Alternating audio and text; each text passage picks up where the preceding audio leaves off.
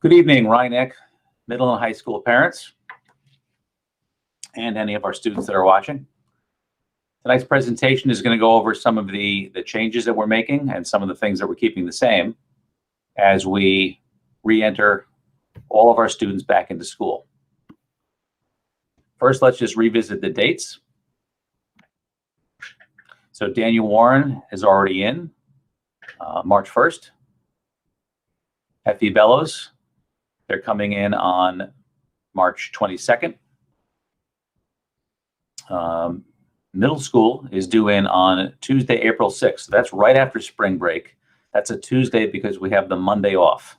So spring break extends through the Monday, and then we come back on Tuesday the 6th. So both cohorts will come together in the middle school on April 6th, followed by high school the Monday after that on April 12th. So there's two significant reasons that we're presenting tonight. One is to give you the information that you need to understand, again, what will stay the same and what will change. And also importantly for us, to stress that we need the results of the survey that we just sent out completed by tonight, because the survey asks, are you sending your children in or are you keeping them home as a remote student? We need 100% completion on that survey, because that is specifically going to tell us how many students by period, by teacher, by classroom are in the building, which is information we need for furniture. We need to know how many desks we need in rooms and how we're going to organize things. So hopefully this will give you the information. If you haven't decided already, if you've already done the survey, thank you very much. If you haven't, hopefully this will give you the information you need to make the decision. But we need our families to make that decision to either send their children back in or keep them home. That way we can complete our planning. So you'll find that survey link on our middle school and high school web pages under announcements. And like I said, we need accurate numbers. So here's the easy slide. These are all things that you are familiar with. A lot of our students or families could probably have filled out this page themselves. So what's staying the same? Even though we're bringing in both cohorts together at the same time, all these things will not change. So for health and safety, we know masks, they are the key. Our students have been great about masks. That has to continue. So the mask wearing will not change. Enhanced ventilation. All that means is, whereas the weather is getting better, all our windows are going to be open because we want to exchange fresh air from the outside. That's also how our HVAC system works. Our air conditioners bring in outside air into the buildings. They are running at a 24-hour rate instead of, in other words, normally when the building would shut down, the AC system would go into a night mode, but they run constantly to keep refreshing the air. The filters are exchanged twice as often. We are having our system regularly checked. They're coming in next week. So our HVAC system is running at max capacity. We also have air purifiers in some of our interior rooms that don't have windows and some of our smaller locations. We also have box fans in the windows to help classroom air circulate. So all that's going to stay the same.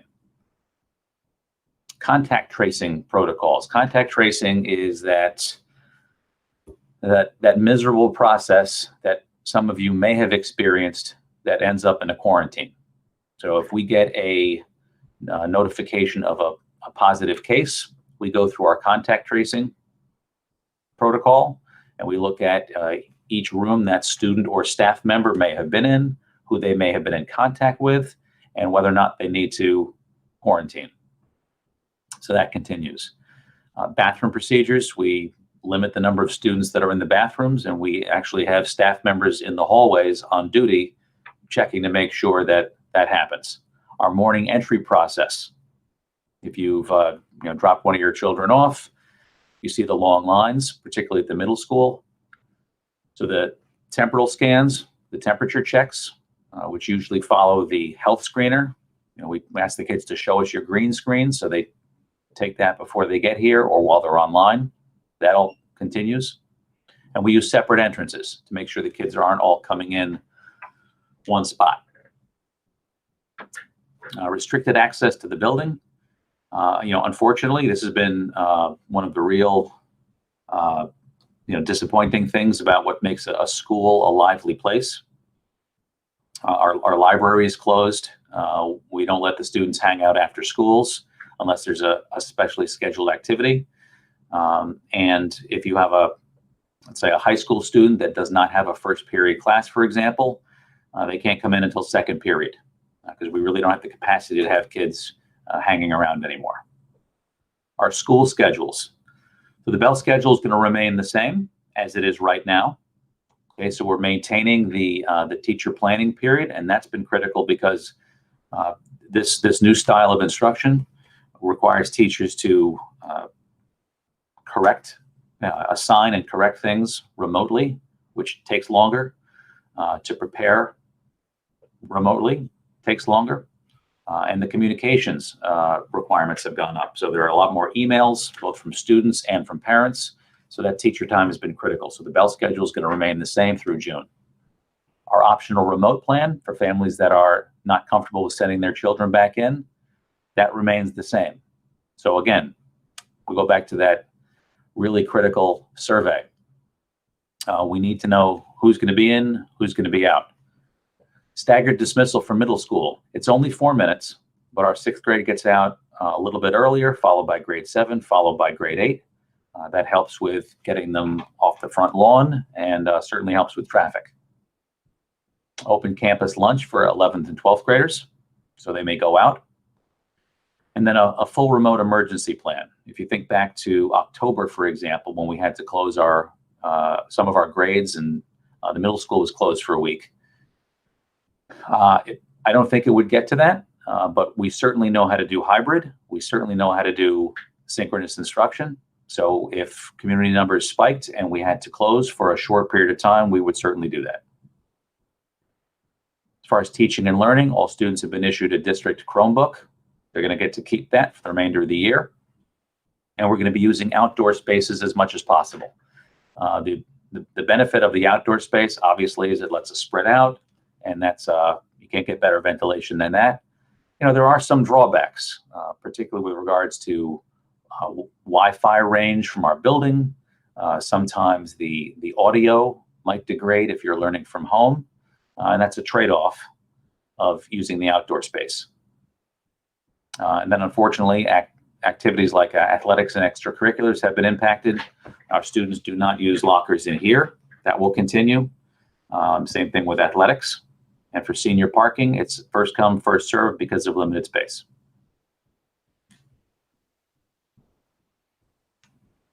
So all that was the easy part. That was what's not changing. So what will be different when both cohorts come in together? The big one is obviously the physical distancing. So this is a range. We have been holding to the 6-foot minimum. The minimum will change, but our ideal will not. So if we have a classroom that is not necessarily full, then the students will be as far apart as possible. But we will not put them in at less than 3 feet. So 3 feet in a classroom is the new minimum. But we will do 6 if possible. A requirement for bringing our students back in at less than 6 feet are these polycarbonate desk shields. There are 3 sides, front, left, and right, and they sit on a desk. And that's something that we are required to have if we bring the students back at less than 6 feet. With the community numbers the way they were, back in the fall, going through the winter, when, if you remember, some of our neighbors, like Portchester, for example, was in a color zone, and the numbers were much higher. I would not be thinking of bringing our students in less than 6 feet under any circumstances. But as the weather gets better, as the community numbers continue to drop, we're in a position to do that. The concession that we have to make to be able to do that are these desk barriers. So a quick word on those. We'll talk more about that later, but the desk barriers are, we will decide how we will manage them in terms of cleaning, transporting, and storage. We'll talk a little bit more about that later. Surveillance testing. Surveillance testing simply means COVID testing here at Rhinebeck. So back when we were faced with the prospect of the microcluster strategy, looking at schools being put into, or communities being put into color zones. Red zone was the worst. We'd have to close and then test a certain portion of our population every month. Well, we have those tests from the county. So surveillance testing would allow us once per week to test the people that come in the building at a particular rate. So 5% of our student body plus our staff is 75 people. So if we tested at 5%, we would test 75 people every Monday morning. We started surveillance testing this past week with our staff. So any staff members that wanted to test came in. We tested 48 staff members. We went 48-0, no positives. These are the Abbott Binax Now rapid tests. It's a very shallow nasal swab. Our nurses did a great job. We did about 1 person per minute. And we're going to continue that next Monday with remaining staff and invited high school students. So we've invited our high school student senate and high school class officers. What the surveillance testing would do is it would give us an indication of our positivity rate here in the building. Again, 0 positives from the staff. You cannot take it if you are symptomatic, because if you're symptomatic, you should have failed the health screener and wouldn't be able to come into the building. So all these tests are for asymptomatic individuals and would simply give us data on if we had any positives, what our positivity rate was in the building. What we see from evidence so far, our positivity rate in the building is very, very low. And staff vaccinations. Our staff has been very busy scrambling to get appointments. That started last month, or earlier, back in January, I should say. And most of our staff is either vaccinated or in the vaccination process. So that's been going very well. Dr. Wilson, you want to talk a little bit about some of the extracurricular changes? Sure. So currently, high school clubs are running according to a letter day schedule, and this was to allow for each cohort to have the opportunity to meet in person with their club advisor and other peers. Since we are returning to a regular letter day calendar, we will be returning the current high school club offerings to a Monday through Friday schedule. Additionally, with the exception of athletics thus far, cohorts have not been mixing in extracurriculars. So we will start to see mixing of cohorts after school and extracurricular activities, as well as cross-grade for middle school intramural sports. Athletic option has not been offered thus far, but we will be able to offer it this spring for varsity athletes who participate in Rhinebeck sports, who are in the 11th and 12th grades, and this will begin around April 19th. So as I just mentioned, we are changing our letter day calendar. It's going to go back to the regular rotation, and the sequence beginning with an A day will begin on Tuesday, April 6th. And this is to coincide with the return of middle school students. When you get the calendar, you're going to notice that cohort days are still designated for April 6th through 9th. And this is because high school students will still be following the cohort schedule until they come back on a full return on April 12th. Additionally, we have removed the hybrid option. So you are selecting in-person or full remote for the remainder of the school year. We have, do you want to speak about middle school lunch, Dr. Latinsky? Sure. So the numbers that we're going to get from the completion of the survey will help us out with specific classrooms, each specific classroom. The dining hall, which is where our middle school lunch takes place, the seating there is not going to change. So we've been having our kids eat in single desks, facing in one direction, 6 feet apart. That part's not changing. So they're still going to be 6 feet apart. So the dining experience for them in terms of spacing is not going to change at all. However, I can fit one cohort of any grade in the dining hall. I cannot fit the whole grade in the dining hall with the 6 feet of distance. So what we're going to do is we're going to split shift the middle school lunches and divide them up into 2 different groups, probably rotate the 2 different groups. I'd rather not start off doing it by cohort because a lot of the kids that are looking to see their friends in the other cohort, this is a great social opportunity. But we'll split them into 2 groups, and the first group will come in and go through the serving area, buy their lunch if they're buying that day, sit down and eat for the first half of the period, while the other group is outside at recess.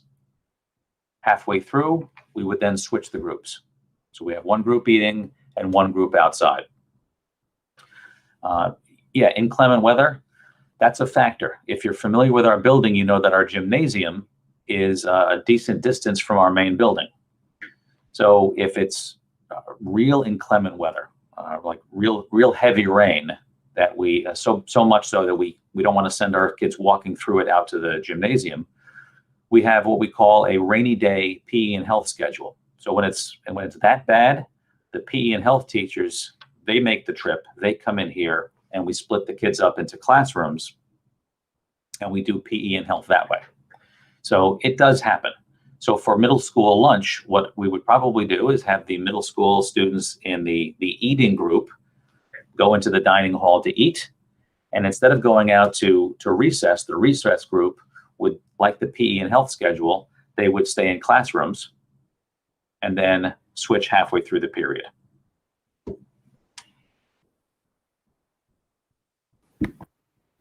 By splitting the middle school lunch into recess and lunch halves, in essence, that will create a little bit of room in the dining hall that can be utilized by the high school students. Additionally, juniors who normally would be placed in study halls were only allowed to leave during lunch. For the remainder of this year, we're going to remove study halls for juniors, and they will have the option of leaving the building during free periods as well as their lunch. And we encourage them to do so. It will reduce congestion in the building and also give them an opportunity for a mask break. Room assignments certainly will change. Our custodial staff have gone through the buildings and kind of spaced everything out and have determined how many desks will fit in each room. And so when we get the responses from the survey, that'll allow us to determine where each class will fit. In the event that certain sections have a higher percentage of students who want to remain in school, we might have to put them in a different learning space like we've done so far this year. The dining hall is actually one space with its board that we utilize on non-lunch periods. The library community room is another space. The PAC stage is another, and we will continue to use those spaces. However, in the event that we have a class section that exceeds, that we don't have basically a space for, what we will look to do in the event that we have to is, if we have 24 kids in a class and we only have a room, for example, that can hold 23, Every day, a different student would rotate out of the class. So, once every 23 days, the child would take their Chromebook and learn from a different location in the building. And, the next day, a different student would. So we want to be very transparent about that. Yeah, there is a just like with 6 feet, there is a maximum number of desks we could fit in a classroom at a minimum of 3 feet. Some of our what I would say are standard size classrooms could hold 5 rows of 5 desks, so we could fit 25 students. Those classrooms are not holding 25 students at 3 feet of distance. So we're moving some furniture out and maximizing the number of desks, but that classroom now might hold 20 desks. So what are we still trying to figure out? What has not yet been decided? So one of the things that I'm going to do is I'm going to meet with my morning health screening team. So if you have a middle school student, that you know that each grade has a different entrance and they line up, and my 6th grade and my 7th grade and my 8th grade health screening teams, which each have that different entrance, they check the health screening questionnaire for the green screen, and they use the thermometers to check foreheads. By doubling the number of students, that might make any particular grade too big and unwieldy to get in a timely fashion. So what I might do is do the same thing in the morning that we're doing in the afternoon, not by a lot, but maybe a 4-minute difference. Nothing that should dramatically change your drop-off schedule, but bringing in, let's say, for example, if we decide to do it the 6th grade, 4 minutes in ahead of the 7th grade, who's 4 minutes in ahead of the 8th grade, that might give my screening teams a little better coverage and do it in a more efficient fashion. So we'll figure that out. Depending upon the number of families who choose to send their 9th and 10th graders into school, we may need to split high school lunch periods as well, in a similar fashion to Dr. Latinsky in the middle school, so that we could relieve congestion that would occur in the food service area. So we'll see what the numbers look like and make that decision once we have a better idea of how many students will be present for each lunch period. One question that did just come in, can other spaces be used for learning, like the PAC if it's finished, or the library? Yes, we have the PAC allocated with spaces on desks on the stage. We will continue to use that space. The library has now been, was already repurposed, and we have 2 learning areas in there. It was inaccessible during lunch periods. It was serving as the high school lunch, but with the split middle school lunch, we've created some room in the dining hall. And with the weather getting nicer, a lot of the students take advantage of going outside. So yes, we will continue to utilize the dining hall during non-lunch periods, the PAC, the community room, and the library as larger learning spaces. Yeah, that's one of those things that we've been doing all year. We have math classes and Spanish classes, for example, taking place in our band room. Our stage at 6 feet holds 20 desks. So that's something that's been a significant factor for us all year is different use of space. We had been using also the PAC as a large study hall. We were able to space a lot of kids out. So now that might be a location where a student who might have to rotate out of a classroom can go and sit and safely space themselves, distance themselves from others. So one thing we're talking about is the desk barriers. Some schools have placed the desk barriers in the hands of the students and made it their responsibility to take home every night and then bring back in the morning, whereas others have them permanently affixed to the desks, and there are advantages and disadvantages to both. Our thoughts are we are not going to give them to the kids to take home and bring back in, because if we need them in class to be able to reduce that social distance from 6 feet to less than 6 feet, we need the barriers. And students being what they are at this age, they may not remember to bring it in, or maybe they ride a bike, and I don't want them struggling to ride the bicycle safely while juggling a shield, or they're carrying it down the street and it's going to get broken or scratched. So our thought is they will stay here. What we're working out is exactly how that will work in terms of keeping them on the desks or not. We're probably going to have them off the desks to allow quick cleaning so that we can make sure that everything's clean.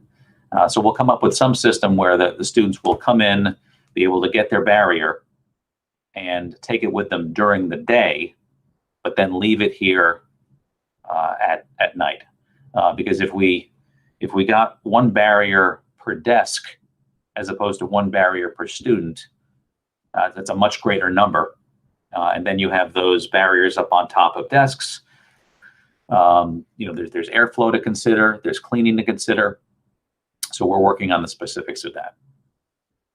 We did have an inquiry sent to the Q&A email address and asking if the barriers were ordered, and indeed we have ordered them.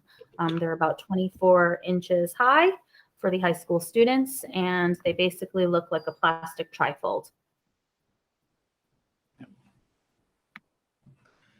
Thresholds for change in the mode of instruction.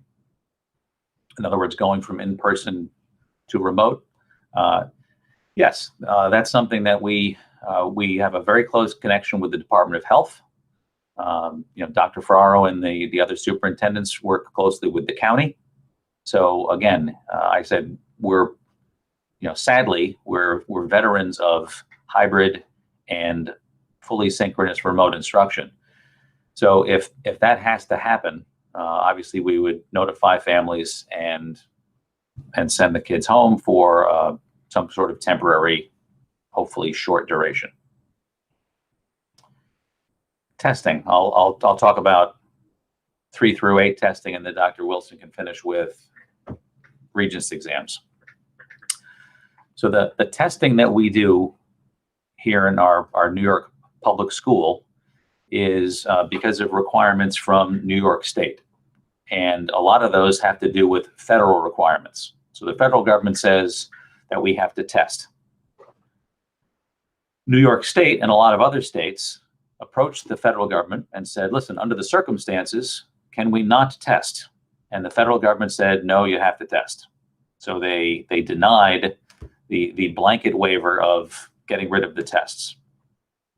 They did allow for some possible changes, such as shortening the duration of the test, giving them at different times later in the year. So what New York State is doing is they're considering that.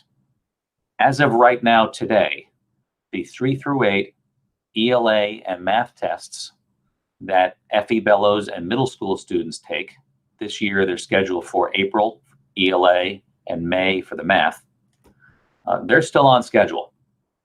So there's been no relief for that as yet. If that were to happen, obviously we would let you know. What they have done is they've made some concessions with the Regents exam. So Dr. Wilson, you want to talk about the Regents, please? So because the blanket waiver was denied, New York State has proposed, and we're waiting to find out if their proposal has been accepted, to offer only the living environment, earth science, algebra, and English language arts regents for June. All other regents would be canceled, and they are also proposing the cancellation of the August 21 regents. Again, a decision has not yet been made, so we have to work under the assumption that Regents exams are taking place. The College Board has already announced that AP testing will continue this year. They are offering regular length exams in person as well as in a digital format.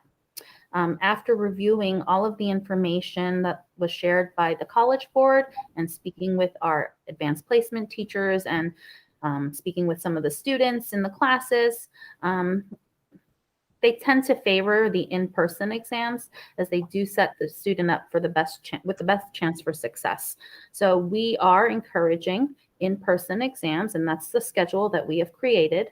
They have 3 testing administrations. We will be offering, and we've created a schedule that will be shared hopefully this Friday with exams take across the first 2 test administrations. And this would allow the third in the event that a child is, unfortunately quarantined or gets ill and is unable to take the exam.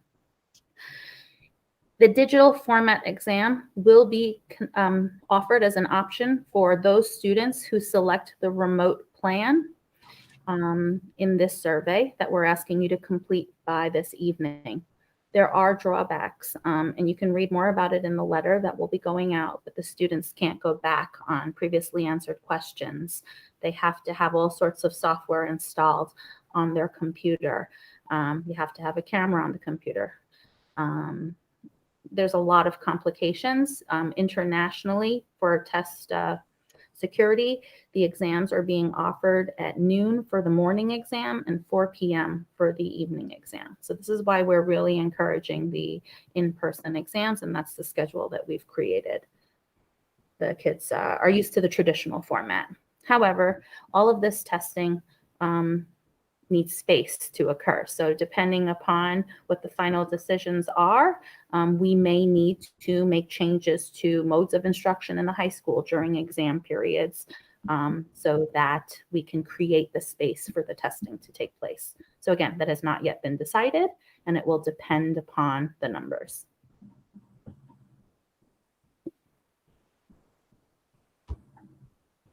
Okay. So we have a frequently asked questions list, which gives a lot of this information that we went over. That is on both the middle school and high school websites, so you can find that there. You'll also find the survey. So the survey closes at 11 p.m. tonight, because what we need to do is get started literally just going room by room and assigning a maximum number of desks, which we already have, and matching that with how many students we expect per room per period. So hopefully we've given you the information you need to make that decision. We're going to look at the survey data. If anyone did not respond, we're going to be making phone calls tomorrow to try to track down those families and get their decision, so we can have a 100% completion rate on the survey. Okay, we have 2 questions that I'd like to answer. We have an inquiry as to why we are not prioritizing the seniors for a return to school when they are in a separate building from the elementary schools. And what we have been doing is closely monitoring the numbers of cases that have been occurring. And it seems that they're happening at a higher number in the high school. So that's part of the decision, but also the other part of the decision is related to the schedule. So in an elementary school, you're basically looking predominantly at one large learning space other than their specials. So it's easier to find the space and count the numbers for one classroom. The high school and the middle school schedules are a lot more complicated, with students moving to a different room in different combinations every period. So that is the reason why it is taking us a little bit longer to get the information gathered. We also have a question. Someone has asked us to kind of go over the process again if there's too many students for a classroom. So a couple of things would happen. First and foremost, if there is a simple schedule change that can happen that doesn't create an imbalance in another section. For example, if John Doe is in English second period and in social studies ninth, and a simple flop would allow the numbers in both sections to work out, we would ask the student to switch his program. If that does not work, and then what we would look to do is, if 23 students are able to fit into a room, but we have 24 coming in person, what we would ask that one child to do every day, a different child would rotate out, would use their one-to-one Chromebook, go to a different location. If the weather's nice, they could sit outside at a picnic table, log in.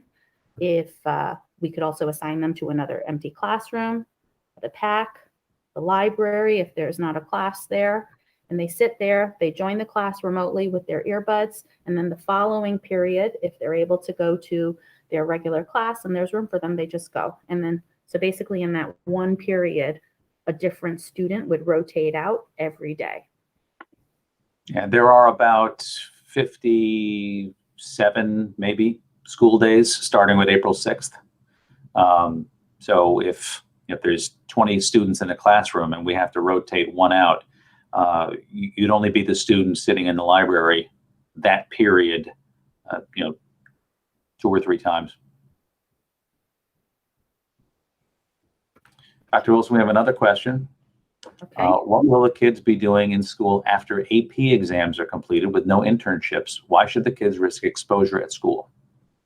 So we did send out, I sent out a letter, I believe it was like about a week ago, explaining the alternate internship experience.